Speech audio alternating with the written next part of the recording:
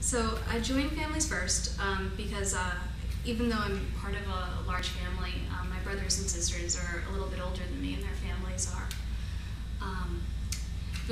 Their kids are teenagers, and they kind of have busier lives in different ways.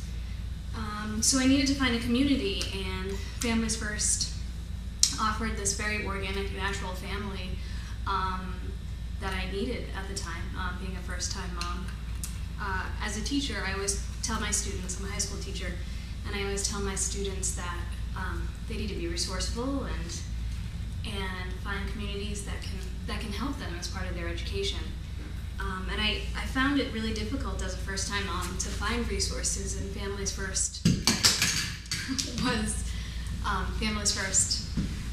was a good initial resource as a first-time mom. What I enjoyed most about the Families First meetings was how casual it was. Being a new mom, it's really difficult to get out of the house and be dressed, and the community felt really safe. So I felt okay, showing up a little disheveled, and people were really welcoming. It's great just to have the families there.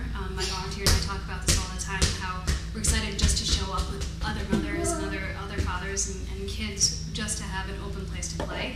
But an added benefit are relevant topics and guest speakers and seminars that just make it nice to be there and educational. My volunteer, Jenny, has been an amazing resource for me. When I first met her, what's going on, baby?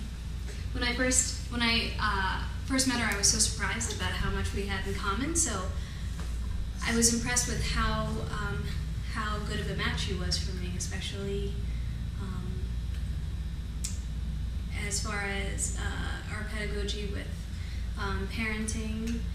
We had very similar interests in cloth diapering and attachment parenting, and I found that really difficult to find among my peers and family. So I was impressed with how good of a match she was for me. We become like family now.